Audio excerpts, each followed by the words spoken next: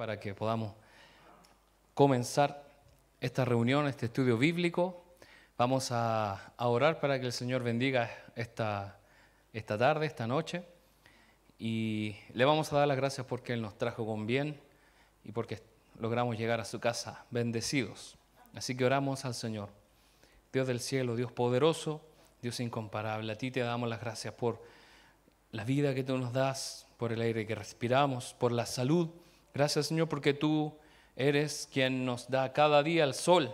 Eres tú quien nos da cada día todas las cosas que tenemos, nuestra familia, nuestros cercanos.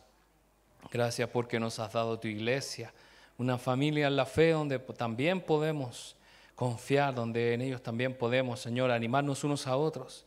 Tú has dejado tu iglesia para que nos fortalezcamos, para que nos mantengamos unidos, firmes, Señor, contra todo, mi Dios, obstáculo, contra todo ataque del enemigo y también contra este mundo que lo único que busca es apartarnos de ti. Mi Dios, te pedimos en esta noche que tú renueves las fuerzas de aquellos hermanos que están cansados.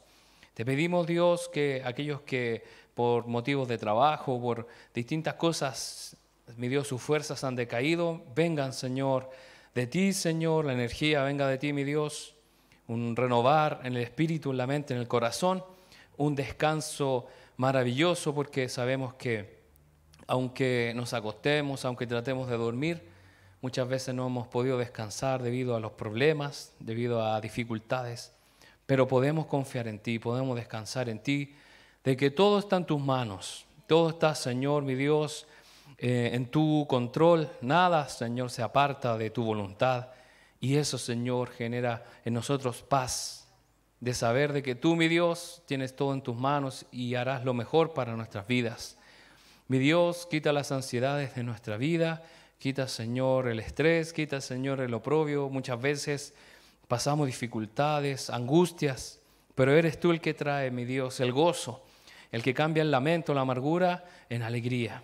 Gracias, Señor, porque tú has venido a vivir a nuestro corazón.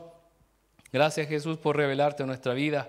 Gracias porque donde estemos y aunque estemos solos, Señor, sabemos que tu compañía estará con nosotros. Sabemos que tú estarás, mi Dios, fortaleciéndonos. Podemos, Señor, elevar una oración en cualquier lugar, en cualquier momento, y sabemos que tú nos oirás.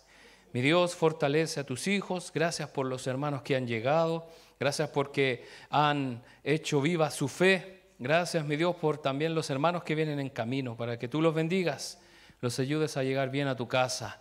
Mi Dios, te queremos adorar, te queremos bendecir en esta tarde, declarar adoración, mi Dios, a tu precioso nombre. Mi Dios, ya no queremos distraernos con las cosas de este mundo. Son pocos minutos, son alrededor de 2 horas, Señor, que te entregaremos a ti. Ayúdanos a enfocarnos en a lo que vinimos. Gracias, Señor, porque tenemos la posibilidad de buscarte, Señor, en tu casa. Gracias, Señor, por los hermanos que han llegado y gracias, Señor, por todo lo que tú tienes preparado para nosotros en esta noche. Que tu bendición sea sobre tus hijos. Te lo pedimos, Dios, una bendición especial sobre esta reunión y estudio bíblico en el nombre poderoso de Jesús. Amén y amén. Muy bien, vamos a cantar y a bendecir el nombre del Señor.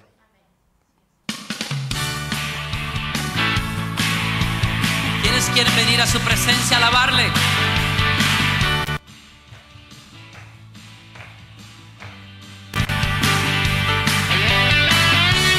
Es mejor en este lugar su presencia que en ningún otro lugar sobre la tierra.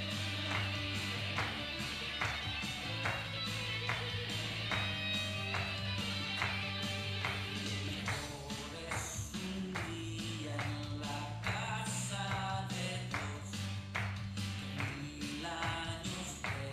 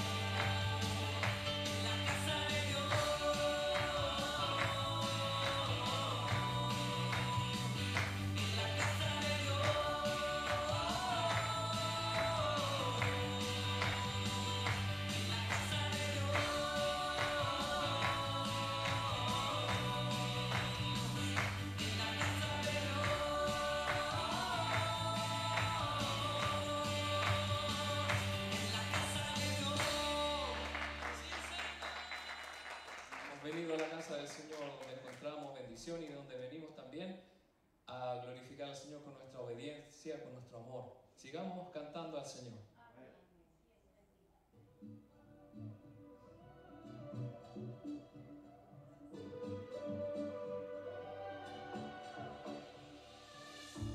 Cuando oscurece y el viento crece, escucharé tu voz.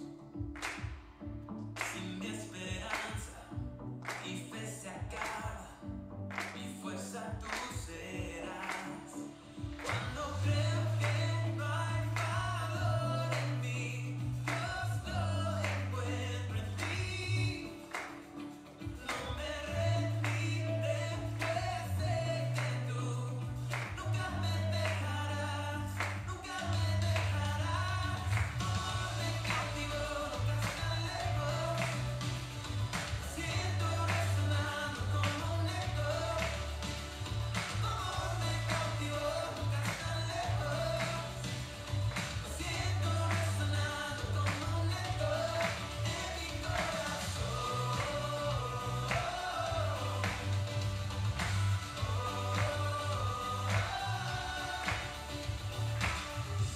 En cada etapa tú me recuerdas tus promesas a mí. No hay quien detenga lo que tú empiezas hasta que llegue al fin. Cuando creo que no hay valor en mí, Dios lo encuentro en ti. No me rendiré, pues sé que tú nunca me dejarás, nunca me dejarás. Amor me cautivó, nunca estás lejos. Siento resonando como un eco. Amor me cautivó, nunca estás lejos. Siento resonando como un eco en mi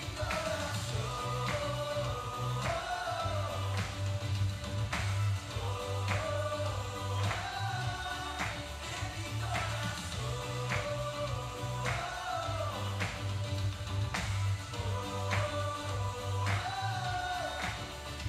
Cuando creo que no hay valor en mí, Dios lo encuentro en ti. No me rendiré, pues sé que tú nunca me dejarás, nunca me dejarás. Amor me cautivó, nunca estás lejos. Lo siento resonando como un eco. Amor me cautivó, nunca estás lejos. Lo siento resonar, resonar. Hey. Amor me cautivó, nunca estás lejos. Lo siento resonando como un eco. Amor me cautivó, nunca estás lejos. Lo siento resonando como un eco en mi corazón.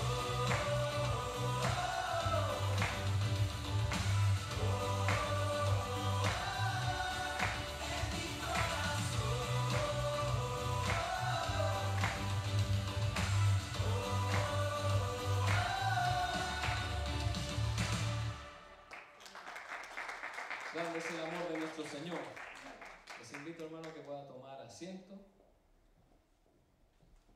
Quisiera compartirles una parte de las Escrituras que se encuentra en Lucas, capítulo 1. Lucas, capítulo 1. Vamos a leer desde el versículo 57 al 80.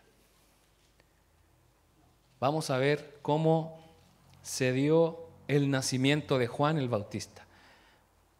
Casi siempre la iglesia se conoce naturalmente cómo nació Jesús y le ponemos énfasis porque es nuestro Salvador. Pero junto con él hubo otro nacimiento muy especial.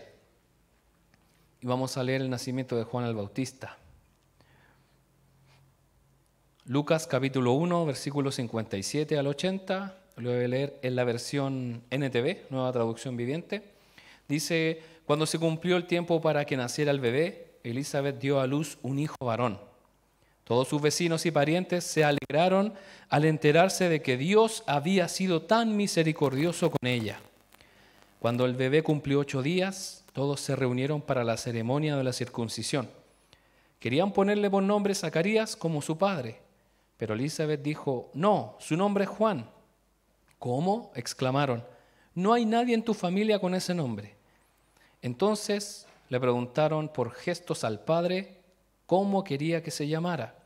Zacarías pidió con señas que le dieran una tablilla para escribir y para sorpresa de todos escribió, su nombre es Juan. Al instante Zacarías pudo hablar de nuevo y comenzó a alabar a Dios.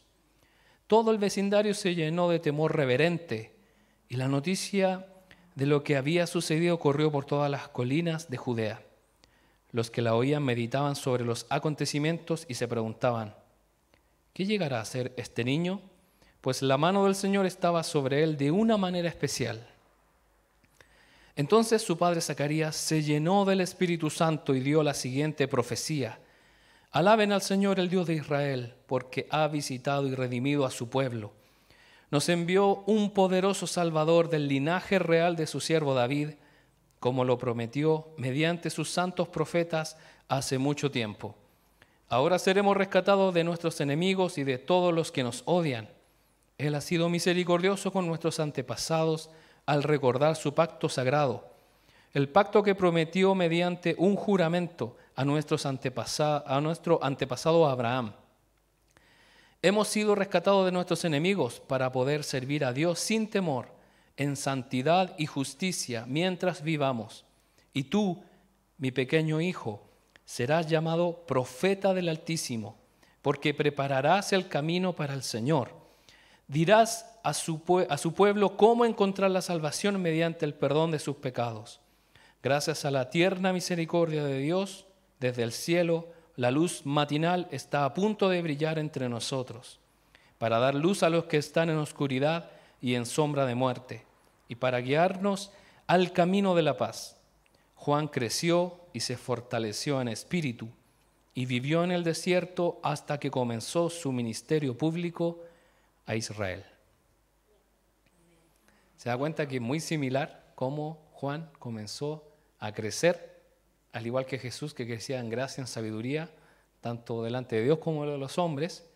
Y es interesante, hermano, que la familia de Juan el Bautista no era cualquier familia. Ellos eran miembros del sacerdocio. ¿Qué estaba haciendo Zacarías cuando recibió al ángel que le dijo que iba a ser padre, ya tan anciano? Él estaba ministrando en la misma presencia de Dios. Él era el sacerdote que tenía que entrar al templo y él se tardó más de lo normal y cuando salió no pudo decir nada porque no le creyó al ángel. ¿Y qué sucedió? Dice que él volvió a su casa y ella tuvo, ahí concibió a Juan, se cumplió la promesa. Y vemos cómo el Señor bendijo a Elizabeth. Habían pocos meses de diferencia entre Jesús y Juan el Bautista. Él nació antes. Y vemos, hermanos, que dice la Biblia que le querían poner Zacarías. Le querían poner Zacarías, pero la madre dijo, no, se va a llamar Juan porque el ángel me dijo que se debía llamar Juan. Y le dijeron, pero no hay ningún Juan en tu familia, ¿por qué? Entonces le fueron a preguntar a Zacarías y Zacarías escribió en una tablilla, su nombre es Juan y todos quedaron impresionados. Lo más probable, hermanos, es que a Zacarías lo tenían en observación en algún lugar del sacerdocio mientras él estaba en ese trance, en esa situación de donde no podía hablar. Entonces era imposible que él se comunicara con su esposa. Entonces no había forma de que ella quizás le hubiera dado a entender a él que era Juan. Y también, como él estaba, tratarle de entender de por qué no iba a ser Zacarías, pero sí Juan. Y vemos cómo el Señor hizo todo maravillosamente. Y vemos acá que dice que los vecinos, toda la gente que estaba ahí quedó impresionada y se alegró por ella. Y vimos que cuando Juan nació, ¿qué es lo que sucedió con Zacarías? Ahí recién pudo soltarse su lengua. ¿Y qué es lo que hizo él? Glorificó a Dios. No dijo, no saben lo que vi un ángel. No saben nada de lo que se están perdiendo. Pero no, él comenzó a glorificar a Dios. Y dice la Biblia, en el versículo 66, los que oían esta historia, meditaban sobre los acontecimientos y se preguntaban, ¿qué llegará a hacer este niño? Pues la mano del Señor estaba sobre él de una manera especial. Dios había designado a Juan antes de la fundación del mundo, al igual que usted y a mí. Porque dice la Biblia en Isaías que se levantará un hombre que iba a preparar el camino del Señor. Preparen el camino del Señor, dice Isaías, profetizando que iba a venir Juan. De hecho, los judíos esperaban un Elías. Y ese Elías no fue Elías como tal, fue Juan. Y ahí es donde Zacarías recibe el Espíritu Santo, se llena del Espíritu Santo y comienza a profetizar. ¿Y qué es lo que él dice? Tú, mi hijo, serás el que prepare el camino del Señor. ¿Quién pudo haberle inspirado eso sino que Dios? Porque si no, cualquier padre le diría eso sobre su hijo. Pero no, fue algo especial. Y qué maravilloso es cómo este hombre alaba y glorifica a Dios. Y acá dice el versículo 76, y tú, mi pequeño hijo, serás llamado profeta del Altísimo, porque prepararás el camino para el Señor. Dirás a su pueblo cómo encontrar la salvación mediante el perdón de sus pecados. ¿Y qué dijo Juan el Bautista cuando vio a Jesús? He aquí el Cordero que quita el pecado del mundo. ¿A quién le estaba diciendo? A sus seguidores. Porque Juan lo seguía mucha gente. Y le está diciendo, Él es el Cordero de Dios. Y vemos por las Escrituras que dentro de los discípulos de Juan pasaron a ser parte de los discípulos de Jesús. Y finalmente el versículo 80 dice, Juan creció y se fortaleció en espíritu y vivió en el desierto hasta que comenzó su ministerio público en Israel. Él era un niño especial. ¿Sabe cuál era el objetivo de los hijos de los sacerdotes? Naturalmente, servir en el templo y él en el sacerdocio. Pero Juan no. Desde su nacimiento, él comenzó a crecer en gracia, en sabiduría, de forma espiritual. El Señor lo guió a un camino que no iba a ser el mismo de su padre ni de su familia. Y vemos cómo el Señor lo usó. Entonces, no importa en qué familia vamos a nacer o nacimos o nuestros hijos nazcan, si el propósito de Dios es que ellos formen parte del reino de Dios y Dios tiene un llamado para nuestros hijos o para quienes a las próximas generaciones, Dios lo va a hacer. Y vimos que no hubo ningún problema. Juan no tuvo problemas con Zacarías y con Elizabeth. No, tú tienes que ser sacerdote. No, ellos entendieron claramente cuál era el propósito de su hijo. Y él lo hizo a cabalidad, lo hizo muy bien. Y vemos, hermanos, cómo el Señor bendijo también a esta mujer y que todos aquellos vecinos, toda aquella gente siguió de testimonio para ver cómo el Señor ha bendecido a su hija, en este caso a Elizabeth. Y qué bueno es saber que el propósito del Señor se hará en nuestras vidas. Como lo hizo con Juan, como lo hizo con Zacarías, con Elizabeth. Ellos quizás estaban esperando lo último porque dijeron, no, ya pasó, ya estamos ancianos, no. Pero no fue nada más ni nada menos que el mismo Juan el Bautista. Un hombre que vino a preparar el camino del Señor. Qué maravilloso es eso. Y quizás el Señor toque los corazones de muchas personas de nosotros al hablar con otros y nosotros seamos ese Juan que prepara el camino para que después otro le hable y ella esté preparado. Porque sabemos, hermano, que quizás usted y yo no llegamos al Señor de con una persona que nos habló, sino que varias personas el Señor fue poniendo para plantar esa semilla, y eso es una lección para nosotros de que si una persona no nos quiere escuchar, está bien. Algo debe haber quedado en su corazón. Y ahí nosotros hicimos nuestro trabajo, ya nuestra parte. Y usted no se sienta mal, sino que siéntase gozoso de que algo hizo y por lo menos lo hizo, porque finalmente no podemos tener excusa. Y el Señor no nos manda a convertir a la gente en sí, sino simplemente a sembrar la semilla. Reflexionando en esto, hermano, les invito a que se ponga de pie, vamos a orar al Señor, Vamos a darle gracias porque el Señor ha cumplido cada profecía, tanto en su vida, el Señor Jesucristo, como aquellos que lo rodearon, y cómo el Señor pudo Él comenzar su ministerio gracias a un gran hombre de Dios que es Juan el Bautista. Gracias, Señor, te damos por tu palabra, gracias porque nos muestras el poder grande que hay en ti, mi Dios, que no hay impedimento para que una mujer estéril de avanzada edad, como lo era Elizabeth, quedara embarazada. Como tú, Señor, le hablaste a Zacarías, un hombre que era justo delante de ti, que te buscaba de todo corazón, y le diste una maravillosa promesa de que iba a tener un hijo. Y cómo él fue inspirado por ti, Señor. Tú le revelaste que su hijo iba a ser el que iba a preparar el camino del Señor. Queremos, Señor, vivir de acuerdo a tu voluntad. Tú nos conoces desde antes de la fundación del mundo. Conoces, Señor, nuestro nacimiento y conoces nuestra muerte. Conoces cada segundo de nuestra vida. Estamos, Señor, en tus manos. Dependemos de ti. Mi Dios, te pedimos que tú nos des la fe de estos hombres y mujeres de Dios que aparecen en tu palabra. Desde cómo ellos declararon que tú los habías bendecido, que tú los habías llevado a un maravilloso propósito. Qué maravilloso eres, Señor. Cómo tú te has encargado de traernos a tu reino. Tú eres bueno, Señor. Tú eres justo. Tú eres el Dios verdadero.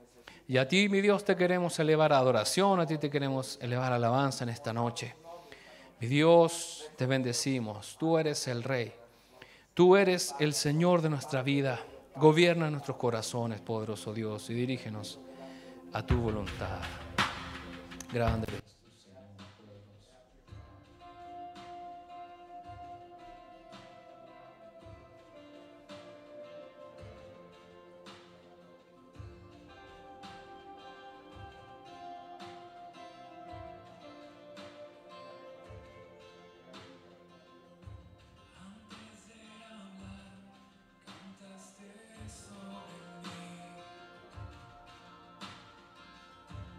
Ha sido tan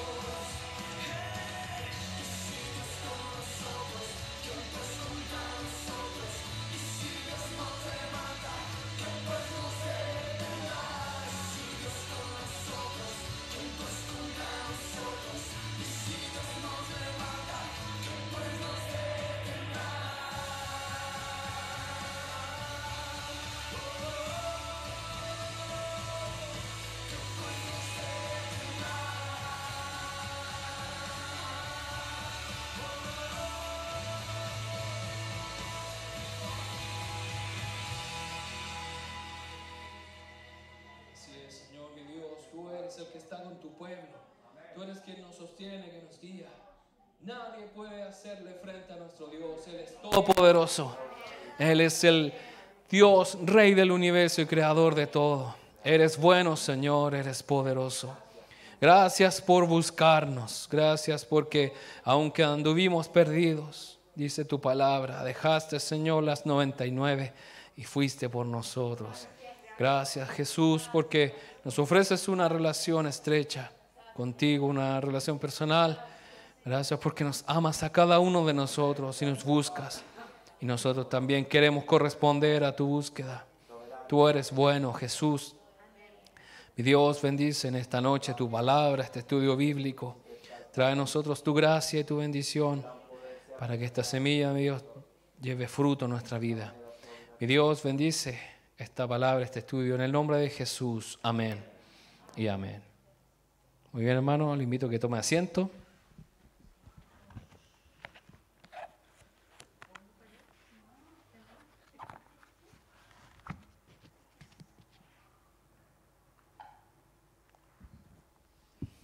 Vamos a continuar entonces con nuestro estudio.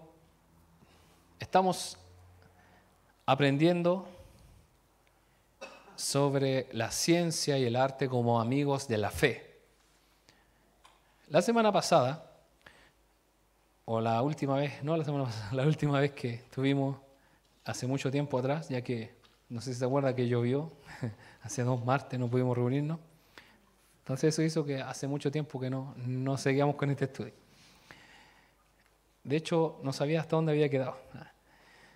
Entonces, hicimos la introducción, capítulo 1, avanzamos al capítulo 2, pero lo dejamos hasta la mitad. Y ahora vamos a continuar con el capítulo 2, segunda parte, que es acerca de la historia.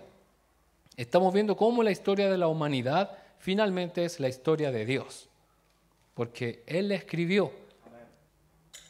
Si no creyéramos que hay un Dios detrás de la historia, no tendría sentido. Pero pregúntele usted al historiador, por más ateo que sea, va a decir que la historia tiene una línea continua, coherente con los acontecimientos. Y vamos a avanzar ahí. La historia es un tributo a Jesús. Esto ya lo vimos la semana pasada, solamente este cuadro lo estoy repitiendo para que digan, hermano, está haciendo trampa ahí. Es solamente un recuerdo. Solamente le puse un Jesús más bonito ahí. El otro está clavado en la cruz. Este está más sanito, antes de la cruz. Una de las mejores evidencias de la existencia de Dios se encuentra en la historia de la humanidad. Nosotros los cristianos tenemos dos evidencias reales de que Dios existe. La primera evidencia que nosotros podemos palpar y podemos ver con nuestros propios ojos es la Biblia. ¿Por qué existe la Biblia? Porque existe un Dios. Y la segunda evidencia visible fue Jesús. Porque si Jesús existió es porque Dios existe.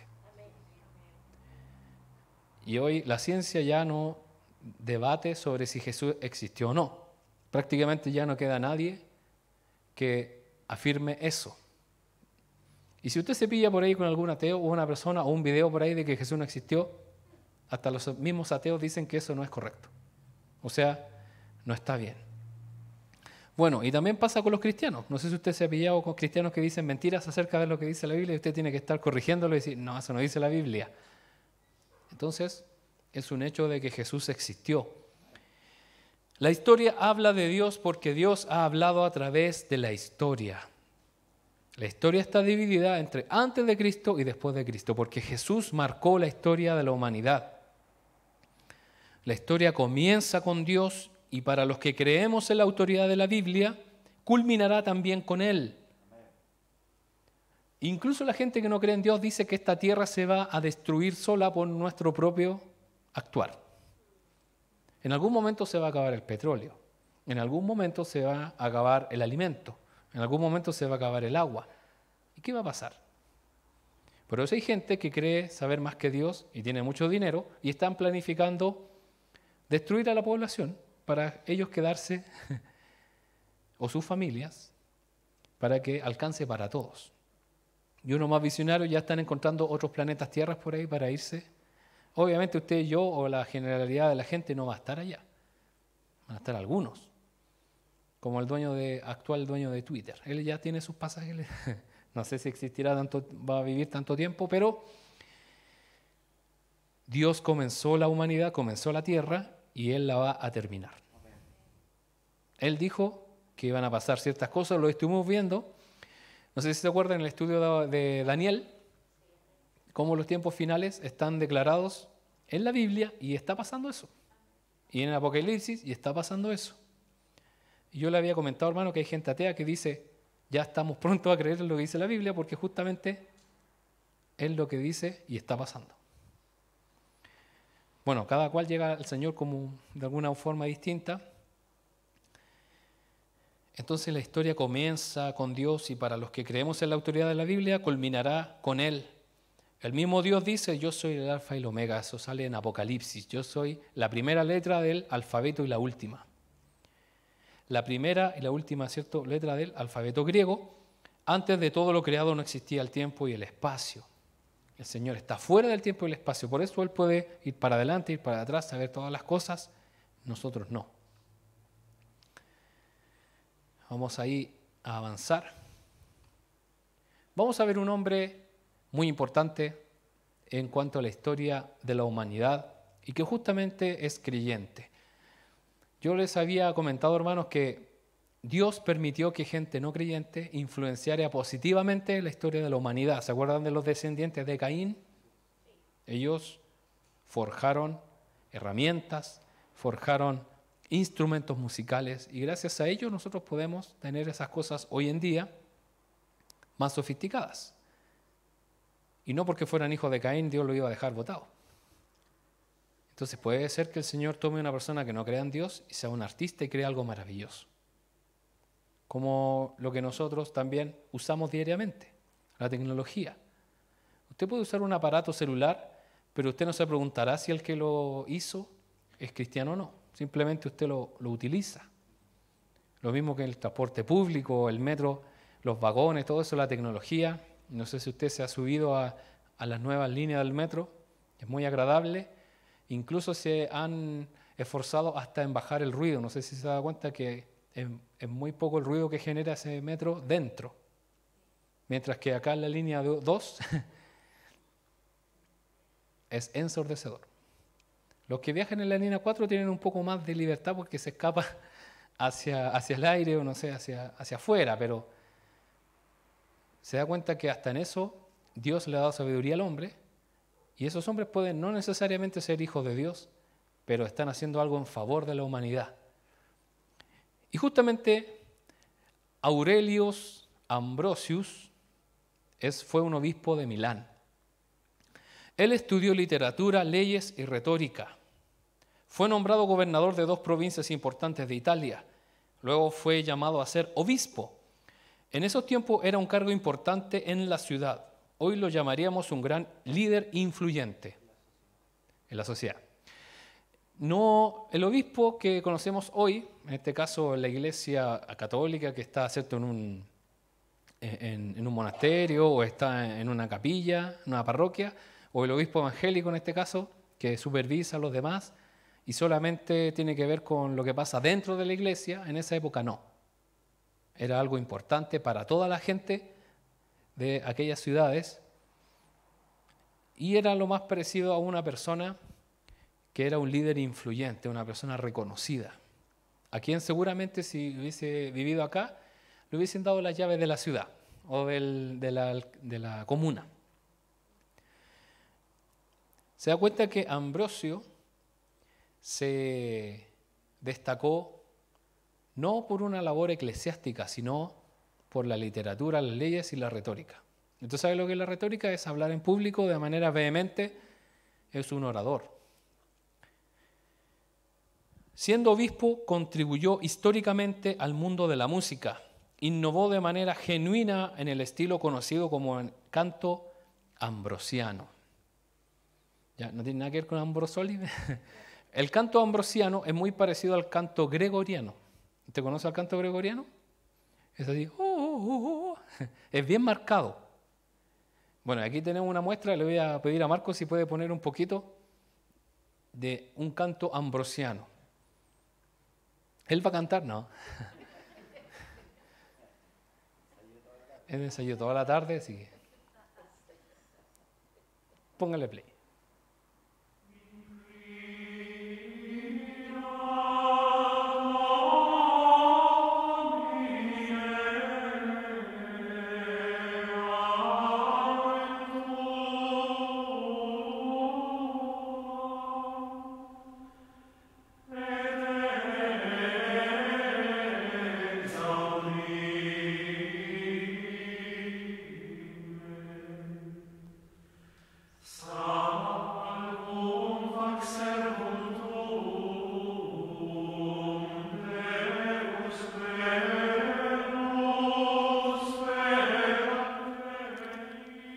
Muy bien.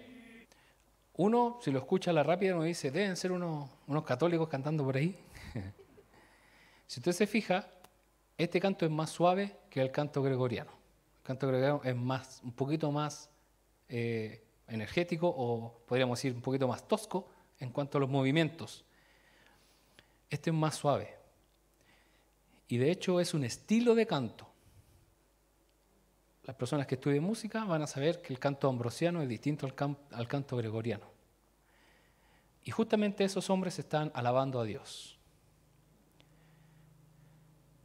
Dios usó a un creyente para impactar el mundo de la música.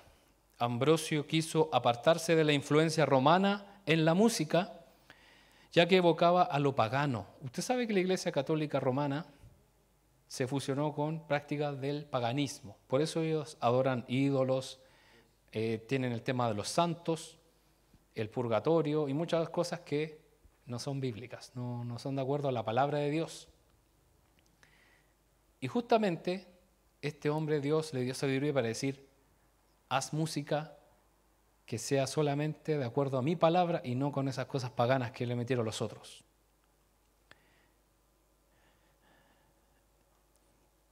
Él compuso himnos y enseñó al pueblo a cantarlos, creyendo que la gente podía alabar a Dios en cualquier momento o lugar. ¿Se acuerdan de los hombres que hablamos que también le enseñaron? En este caso era un ayudante de Lutero que les enseñó a los hermanos a cantar y por eso la Iglesia Católica le puso ahí en el cartel de se busca vivo o muerto. O sea, querían matar a alguien que le enseñaba a los hermanos a cantar al Señor. Los únicos que podían cantar eran los monjes católicos. Ellos eran los autorizados. Entonces fue todo un cambio histórico fuerte para las iglesias de aquella época de que la gente común pudiera cantar al Señor. Y es donde muchos pudieron darse cuenta que tenían talentos, dones en cuanto a la música para poder ofrecerlo al Señor. Y damos gracias al Señor por estos hombres valientes que no le tuvieron miedo al Papa, no le tuvieron miedo a aquellos hombres, sino que simplemente lo hicieron inspirados por Dios. Y podríamos decir, hermano, lo que usted acaba de escuchar fueron los primeros cantos de la iglesia. De hecho, de donde yo saqué este extracto, dice primeros cantos de la iglesia, de la primera iglesia. Entonces, es muy bonito, que lo más probable es que la primera iglesia cantaba así. Ese, latín. Ese era el latín. Y qué maravilloso es saber que nosotros hoy tenemos mucha música, muchas cosas, y antiguamente, en la época de Pablo, todo eso, se hacía solamente una palabra, una prédica. Y con suerte cantaban un himno, porque dice la Biblia, y cantaron un himno y luego se despidieron. O sea, fue como... Cuando Jesús se reunió con sus discípulos, en la última cena dice que también cantaron un himno. Y muchos de esos himnos fueron pasando de generación en generación, los de Ambrosio, los de otros hombres de Dios, y están en los himnarios. Entonces sabemos cómo Dios fue bendiciendo a estos hombres. En la época de Ambrosio no se permitía a la gente cantar porque se veía como un desorden a lo ceremonial. Usted sabe, todo así bien ceremonial, bien, un ritual bien con mucho respeto, que había un silencio así como... hoy nosotros, en la iglesia evangélica, nosotros entramos contentos a la casa del Señor conversando y a veces hasta se pasa de la raya a la falta de respeto. Entonces ahí es donde nosotros debemos mantener el equilibrio y decir, está bien, estoy en la casa del Señor y no debo entrar gritando ni decir, hola, hola hermana. Obviamente nos podemos saludar y todo, pero si están orando otros, obviamente si usted hubiese estado en esa época lo hubiesen cortado la cabeza de inmediato, porque esos hombres no solamente eran hombres eclesiásticos, sino también relacionados al gobierno y tenían influencia en el ejército y lo más probable es que anduvieran guardias, entonces cualquier cosa ellos usaban la fuerza. Además, entonces, las personas no tenían la educación necesaria para leer partituras, de modo que debido al analfabetismo musical se les impedía el derecho a cantar en la iglesia. Ambrosio deseaba que los hermanos cantaran libremente al Señor. En ninguna parte de la Biblia dice que solamente los sacerdotes debían cantar al Señor. En ninguna parte. De hecho, Jesús le dice a la mujer samaritana, es necesario que los verdaderos adoradores adoren al Señor en espíritu y en verdad. Él no dice, los de Leví van a adorar. No, los salmistas, el cantante de la iglesia, no, todos. Todos deben ser adoradores al Señor.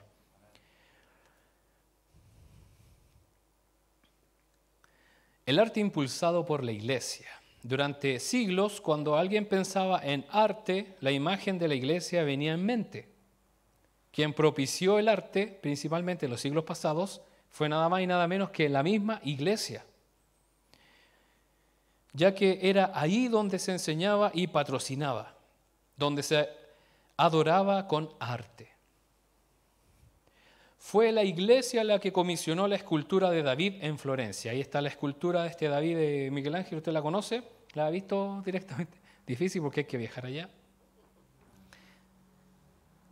La que originalmente se erigió en una plaza pública, no dentro de la iglesia. O sea, el arte estaba a disposición de todas las personas para toda la sociedad. Entonces, quien propiciaba el arte era la iglesia. Y justamente esta figura es de un hombre de Dios, en este caso el rey David. Obviamente que fue una obra maestra, es una estatua gigante. No sé si usted ha visto alguna fotografía de gente parándose al lado o gente reparándola o arreglándola. Se ven chiquititos. Entonces ahí uno ve cómo el Señor le dio gracia a ese hombre en el arte para hacer esta escultura que parece una estructura en 3D. Que una impresora en 3D ni siquiera lo podría hacer así. De hecho, es un material durísimo. Y para hacer tanto detalle es impresionante. Ahora por tiempo no traje todas las fotos, pero incluso hay detalles en los ojos. Este artista le hizo la forma de los ojos e incluso se le ve la pupila. Entonces, y el pelo, usted sabe que es difícil hacer cabello en un material tan sólido, pero él lo hizo. Y era para dar gloria a Dios. Y sabe, hermano, el Señor Jesús tomó forma humana y puede ser representado en forma visual, de una forma visual. Por lo tanto, no permitir una pintura o escultura que muestre un aspecto de Jesús porque interpretamos Éxodo 24 a nuestra conveniencia. Hay gente que impide que se hagan escultura o cosas porque asemeja que no lo vas a adorar, dice la Biblia ahí en Éxodo 24, no te harás imagen de los que están en el cielo y la tierra, pero dice que no los adorarás. Y es ahí donde aparecen estos cristianoides de repente, medio raros, que uno no puede ni tener fotos de los hijos, fotos de los familiares, porque es su imagen. No pueden nada que sea de imagen. Mientras que en la narración bíblica aparecen símbolos fuertes que nos ayudan a recordar la soberanía de Dios, que estaban ahí. Y no necesariamente adoramos esas representaciones. Como lo son el tabernáculo, era un símbolo de la presencia de Dios para Israel. Ellos alzaban la mirada y estaba el tabernáculo con la nube en el día y con el fuego en la noche. Entonces los israelitas no comenzaron a hacer figuras que representaban la nube o el fuego o el tabernáculo. No lo hicieron. Era un recordatorio de la presencia de Dios. Como lo son también, ¿cierto?, el templo, el pan y el vino, la cruz. Bueno, hay gente que toma la cruz como un amuleto, pero finalmente es un símbolo de lo que hizo el Señor Jesús por cada uno de nosotros. Entonces, ver a Jesús en una representación, sea una película, un cuadro, en lo que sea, no es malo. De hecho, por eso el Señor Jesús dice que el Dios invisible se hizo visible en Jesús. Es la imagen del Dios invisible. Hay un mito propagado entre la gente que no cree en Dios, es que es una gran mentira del que el cristianismo fue el peor enemigo de la ciencia. ¿Ha escuchado usted eso? Que el peor enemigo de la ciencia ha sido el cristianismo. Luego la iglesia persiguió a los científicos, los mató. Y sabe, hermano, ningún historiador serio acepta esa premisa. No fue así. Los asiáticos y los árabes llevaron a cabo descubrimientos importantes. Sin embargo, su ciencia no tuvo el desarrollo que vemos en Europa durante los siglos XV al XVII. Porque Europa, ¿qué es lo que había en los corazones de estos hombres? La palabra de Dios.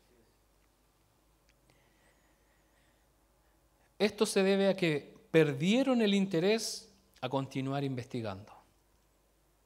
Usted sabe que los asiáticos descubrieron la pólvora y ¿para qué la utilizaban?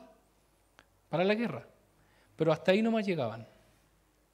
Y así los árabes descubrieron otra cosa, pero hasta ahí no más llegaban. Pero ¿qué es lo que hicieron los europeos?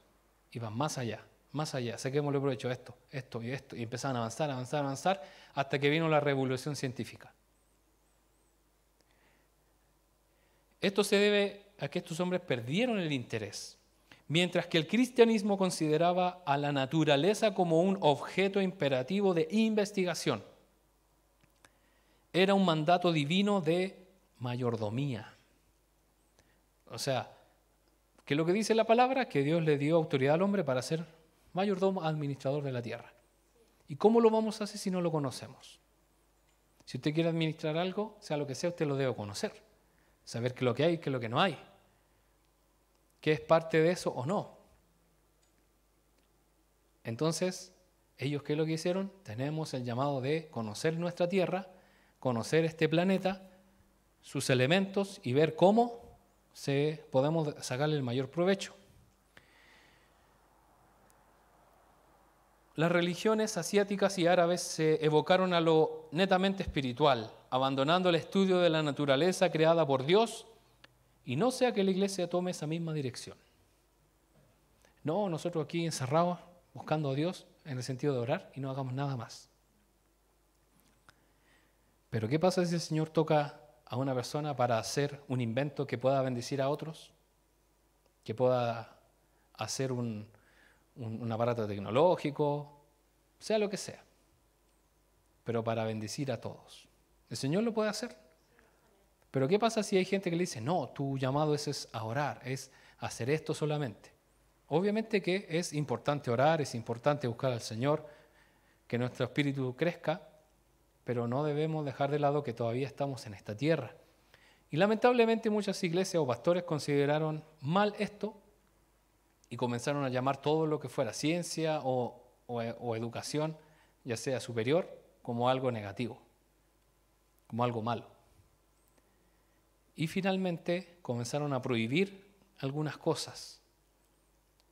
Entonces, esto llevó a que la gente viera a la iglesia como un enemigo de la ciencia, como un enemigo del arte. Y hermano, ¿sabe que el arte es creación de Dios? Y si alguien lo hace para hacer el mal o lo hace para adorar a Satanás, eso es otra cosa. Bueno, ahí vemos una imagen donde aparecen unos monjes católicos peleando con o discutiendo con unos científicos. Y vamos a ver por qué se ha propagado este mito. Vamos a avanzar ahí. Importantes científicos de fe. El primero, Isaac Newton,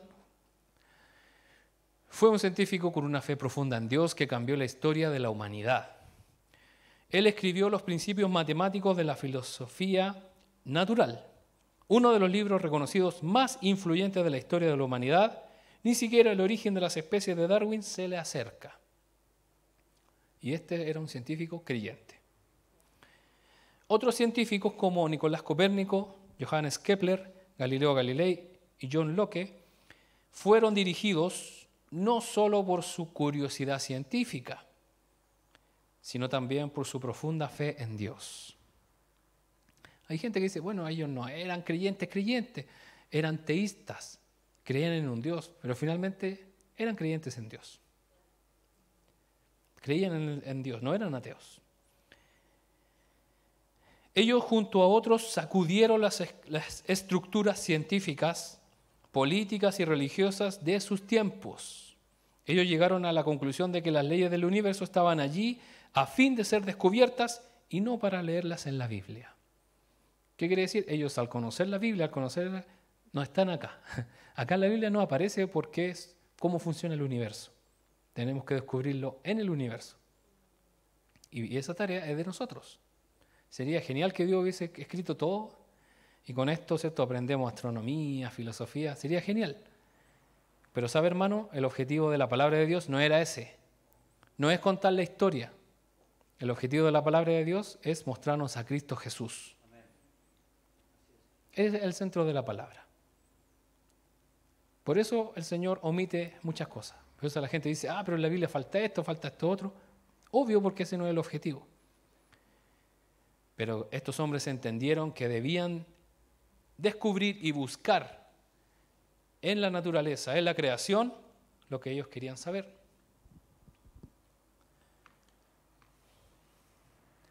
Copérnico, Kepler y Galilei veían la investigación de la creación como una forma de adorar a Dios. Y eso trajo una conciencia diferente acerca del respeto a la naturaleza.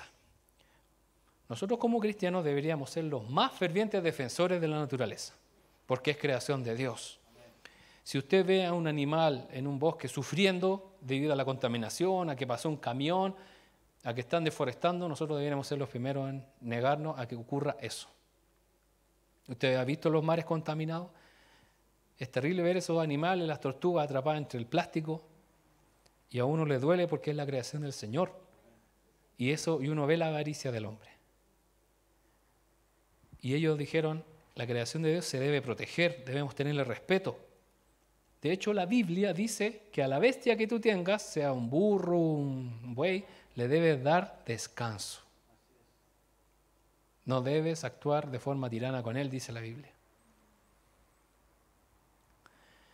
Entonces, esto trajo una conciencia diferente acerca del respeto a la naturaleza, que luego se perdió en la industrialización hasta nuestros días. Hasta hoy día no sabemos qué hacer con esto porque no lo podemos detener. En el desierto de nuestro país está lleno de ropa.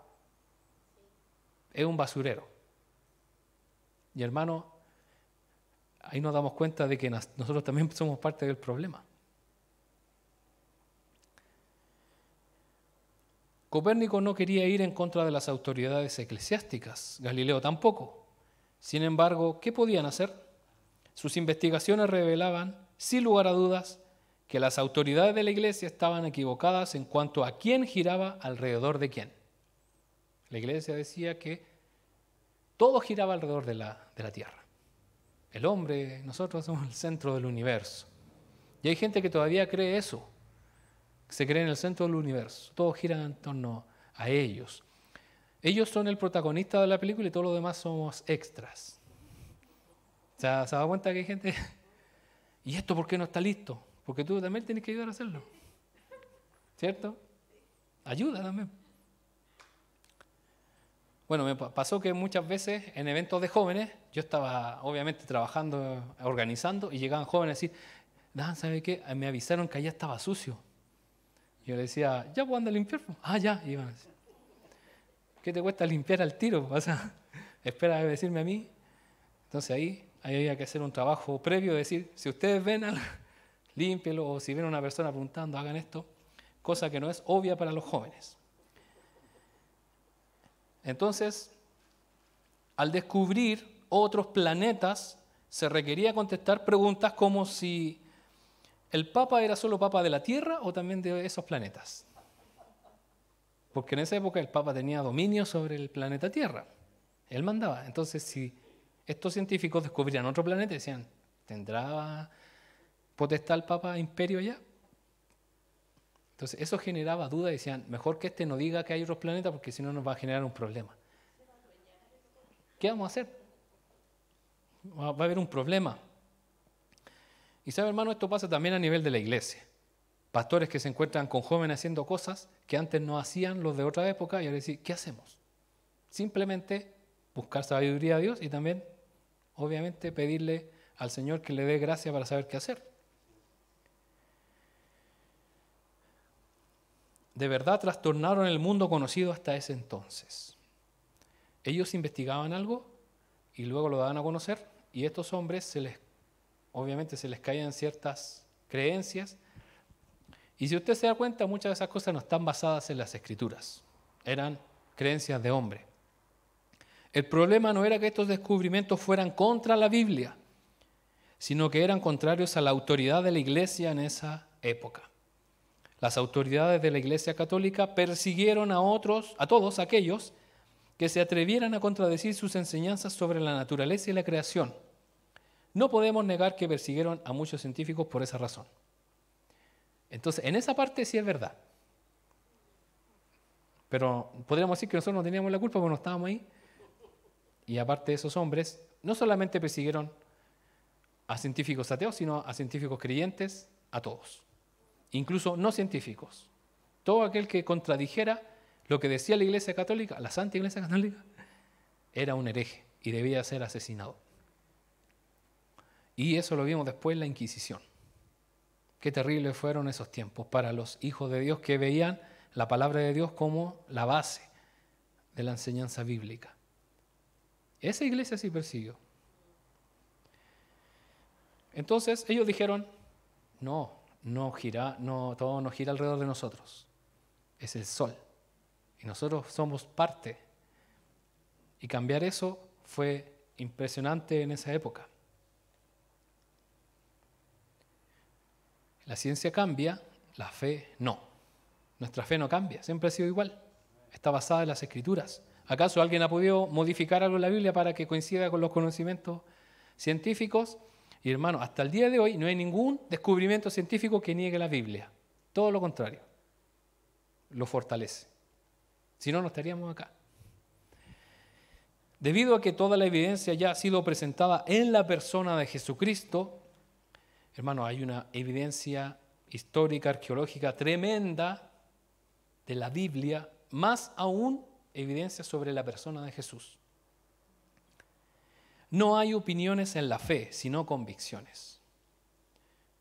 O sea, ya o creemos o no creemos lo que dice la Biblia, pero es esa la verdad. Si nuestro fundamento es Dios mismo, no hay necesidad de ningún cambio. O sea, si su fe, hermano, está puesto en Dios, no importa que descubran por ahí una tumba que dicen que es de Jesús y ahí está muerto y no resucitó, usted está tranquilo. Pero al final no era. Porque la fe no cambia. Y ellos dijeron, después se dieron cuenta que no.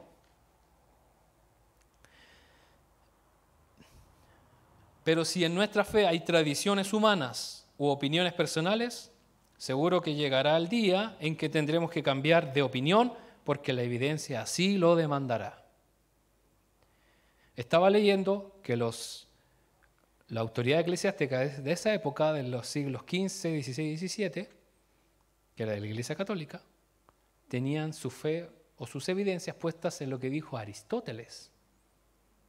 Obviamente Aristóteles ignoraba muchas cosas. El tema acá, hermano, ya es un tema de orgullo. Es lo que yo creo que es y eso es.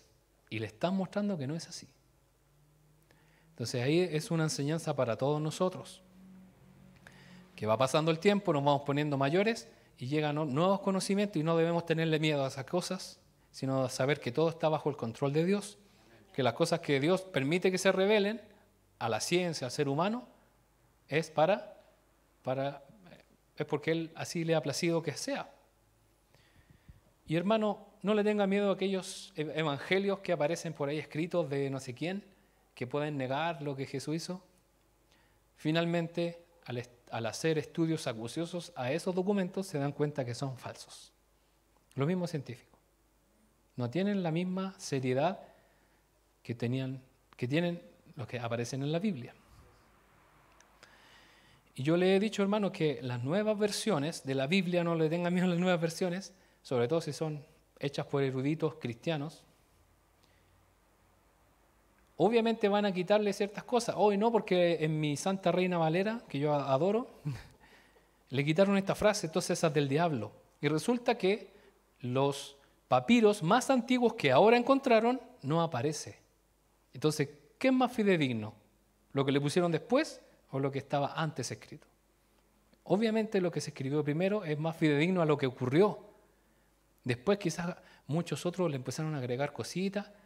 Entonces, ¿qué es lo que hacen estos hombres? Debemos poner la palabra como corresponde. Y ellos le sacan esas partes, pero le ponen una notita diciendo, acá hay una modificación donde lo más probable es que sean escritos posteriores, como es la NTV. Ya la NTV le avisa. Entonces así nadie tiene temor. Vamos a avanzar. Convicción y diligencia. Los científicos modernos, Copérnico, Kepler, Galileo, Newton y compañía, fueron exitosos no por ser rebeldes o indisciplinados. Porque pareciera que la Iglesia Católica los vio como, estos chascones vienen a puro. No. Ellos fueron hombres que hacían bien su trabajo, investigaban responsablemente y con diligencia cada área, mantenían una coherencia en sus estudios de arte, literatura, historia y sobre todo la Biblia. Usted sabe que estos hombres al investigar las cosas utilizaban también la Biblia, porque ellos entendían que era revelación de Dios. Y dice la Biblia que Dios colocó el mar y todas las cosas sobre el círculo de la tierra. Obviamente si es un círculo no es cuadrada. Y lo dice la Biblia. ¿Usted sabe, hermano, cuál es los ciclos del agua? ¿cierto? Se evapora, se hace nube, después viene el frío y empieza a llover y empieza todo a hacer, después llega a nuestra montaña. Nosotros lo vemos todos los días, o deberíamos verlo, no lo vemos, pero llega a ser toda nuestra cordillera y comienza a fluir los ríos. ¿Y los ríos a dónde llegan? Al mar. Y el mar viene el sol, lo calienta harto, ¿cierto? Lo hace hervir. No, no es así, pues está más congelada el agua. Uno dice, ¿cómo es posible que el sol caliente esta cosa? Pero es así. Y la Biblia dice que Dios hace que llueva. Dios hace que se formen las nubes y se produzcan lluvias. Y acá, hermano, ellos fueron hombres que hacían bien su trabajo, investigaban bien cada situación, cada cosa. ¿Por qué sucede esto? ¿Por qué sucede esto otro? ¿Cómo es? Y tomaban sus medidas, conversaban entre ellos, investigaban. Y usted sabe, hermano, que la arqueología usa como mapa la palabra de Dios, porque de otra manera no hay cómo. Entonces, si ellos quieren investigar algo en Egipto, van a ir a la Biblia para decir dónde estaban estas cosas. Si quieren descubrir algo de los babilónicos, también. Y así. Lo toman como una hoja de ruta, claro, una referencia. Y estos hombres eran diligentes, eran estudiosos en todo lo que hacían, igual que los estudiantes de hoy, ¿cierto? En los colegios estudian harto, cosas que los profes si les preguntan ahí, ¿van a saber todas las respuestas? No. Estudian lo justo y necesario y gracias al Señor les preguntan eso, se sacan un 7. Eran hombres espirituales, pero sabían que tenían que estudiar, aprender y esforzarse. Pero hoy día, Señor, no estudié nada, pero por favor te pido que un 4. Ten misericordia de mí, con un 4 te doy la gracia. Hermano, nosotros deberíamos ser los que más destacamos. ¿Por qué? Porque lo hacemos para la gloria de Dios. Johannes Kepler, padre de la mecánica astronómica, declaró: nosotros los astrónomos somos sacerdotes del Dios Altísimo y debemos ser inteligentes. O sea, tenemos que ponerle las pilas. Porque imagínense estos hombres investigando el universo, las galaxias, los planetas, y dijeron, esto es Dios. Y Dios nos puso aquí para conocer todas estas cosas. Finalmente, Dios siempre ha estado presente en la historia. Y aquí vamos a ver 3 puntos donde la Biblia habla de la presencia de Dios en la historia. Vamos a leer Hechos 17:27. Hechos 17:27. Si alguien lo encuentra, me dice. Hechos 17:27.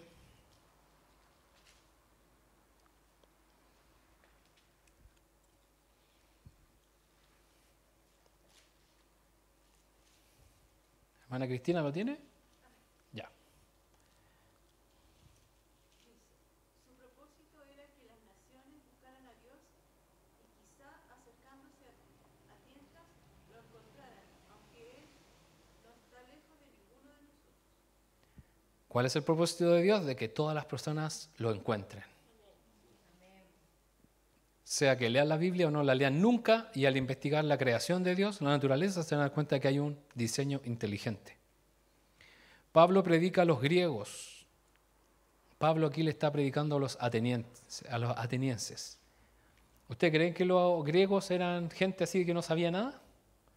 Era como si Pablo se parara en la Universidad de Chile a hablarle a todos los profesores de todas las carreras. Y está el decano, están todos ahí, y él empieza a decir, el propósito de Dios es que todas las naciones, incluso ustedes los griegos, lo busquen y quizás acercándose a tientas, porque ustedes no quieren leer la Biblia, buscando en sus ramas de conocimiento, encuentren a Dios, porque Él no está lejos de ninguno de ustedes. Y hermano, ¿sabe qué? Hay muchos testimonios de hombres ateos que al investigar se encontraron con Dios y ahora son hijos de Dios. Y vemos cómo el Señor, dentro de la creación, les dice, aquí estoy. ¿Sabe, hermano, que no es necesario irse al universo, a algo tan gigante, sino a lo más chiquitito, los microorganismos, o los insectos, cómo ellos tienen un ecosistema, una inteligencia que solo Dios pudo haberles dado. Y eso es obra de un diseño inteligente. Usted sabe que los insectos y todas esas cosas que a nosotros nos molestan tienen una función esencial en la creación. Y un ejemplo de ellos son las abejas.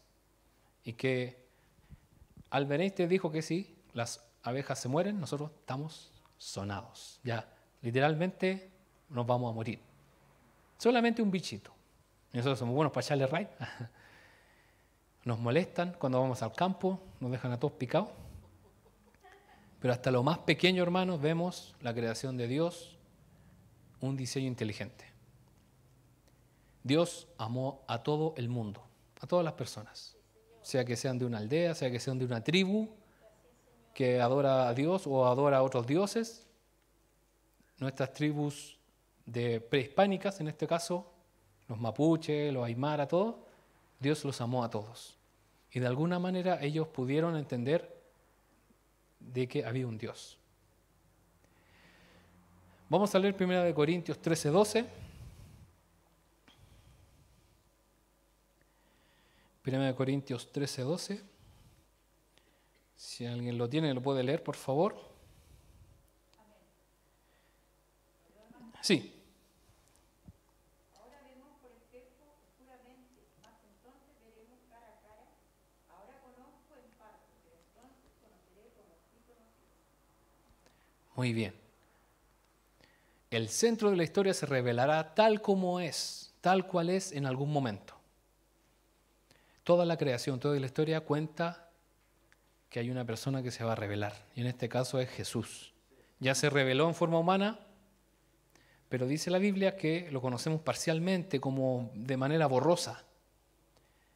Los científicos tratan de descubrir ciertas cosas, pero lo ven hasta cierto punto.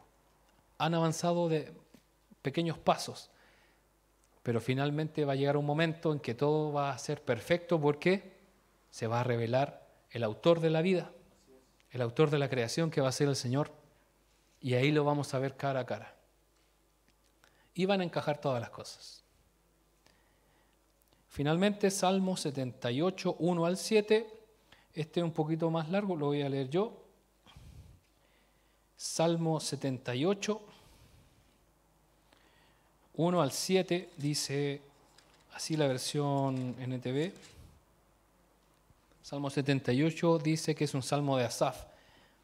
Oh pueblo mío, escucha mis enseñanzas. Aquí está hablando como si estuviera Dios hablando. Oh pueblo mío, escucha mis enseñanzas, abre tus oídos a lo que digo, porque te hablaré por medio de una parábola. Te enseñaré lecciones escondidas de nuestro pasado, historias que hemos oído y conocido, que nos transmitieron nuestros antepasados. No les ocultaremos estas verdades a nuestros hijos. A la próxima generación le contaremos de las gloriosas obras del Señor, de su poder y sus imponentes maravillas.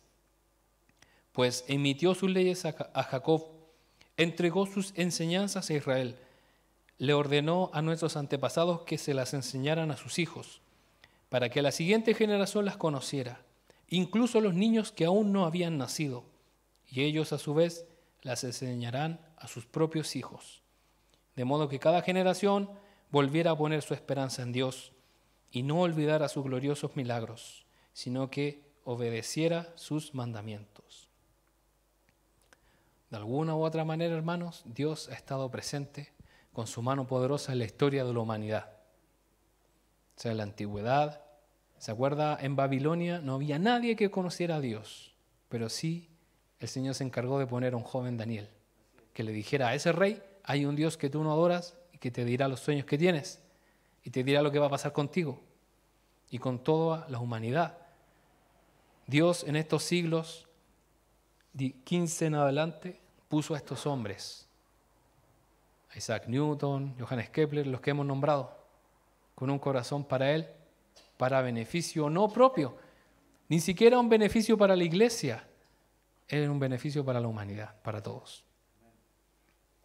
Y aquí el poeta Asaf, inspirado por Dios, hablando sobre la historia.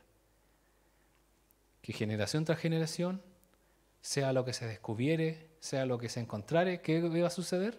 ¿Qué va a estar presente ahí en esas generaciones? la palabra de Dios.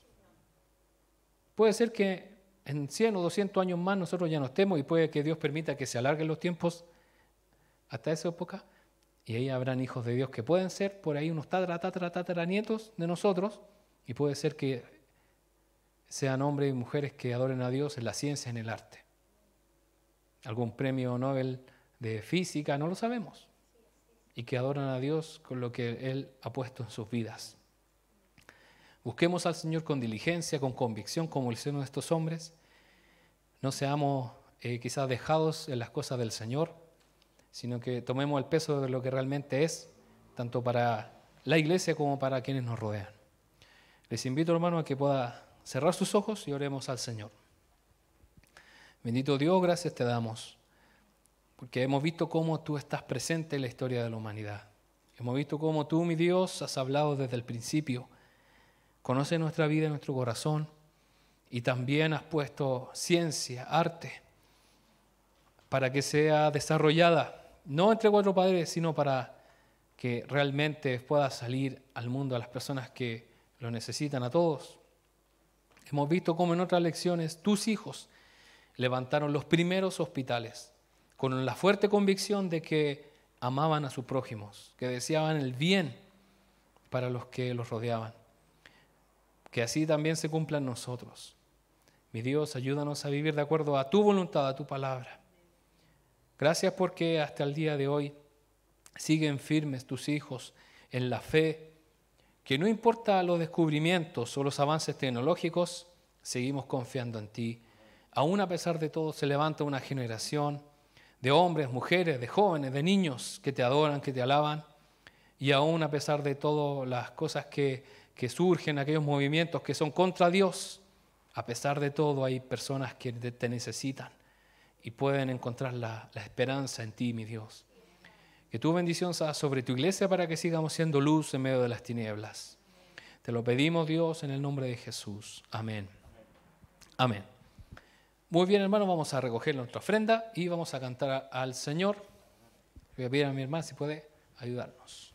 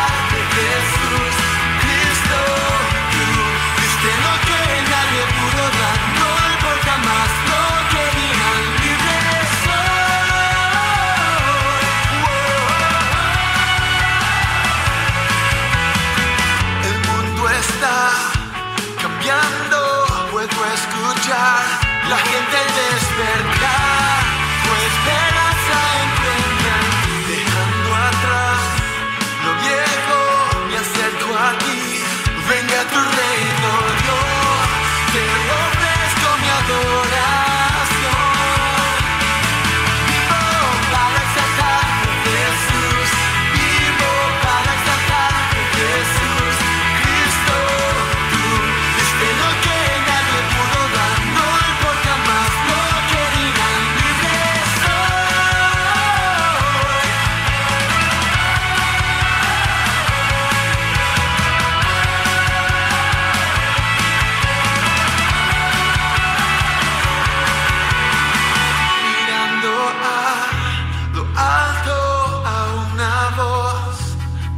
amamos juntos nuestra pasión, servirte, rendirte Dios, honor y gloria mirando lo alto a una voz. Clamamos juntos nuestra pasión, servirte a ti Señor. Vivo para exaltar,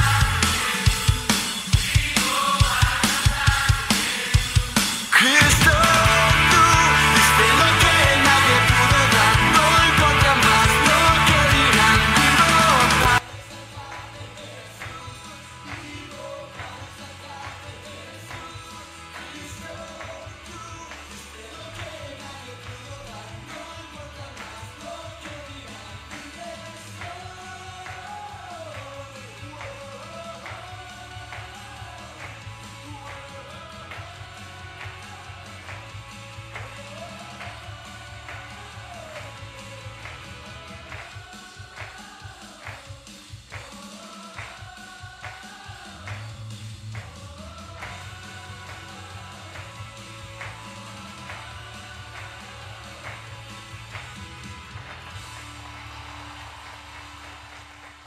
Amén. Vivimos para exaltar al Señor.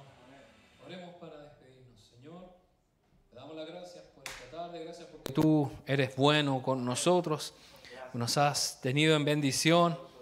Te pedimos, Dios, tu bendición, porque continuaremos, Señor, esta semana contigo, buscándote, Señor, amándote cada día, siguiendo, Señor, tus mandamientos. Queremos que tú bendigas a aquellos que trabajan, a los que estudian, renueva sus fuerzas, a los que están en casa. Te pedimos por los que están enfermos, para que sean sanados en tu nombre, mi Dios, y podamos reunirnos nuevamente en las siguientes reuniones con gozo, con alegría. Te pedimos, Señor, nos protejas al regreso de nuestros hogares y nos vamos contentos, gozosos, Señor, de haber pasado un tiempo especial contigo, con nuestros hermanos. Te lo pedimos, Dios, en el nombre de Jesús. Amén.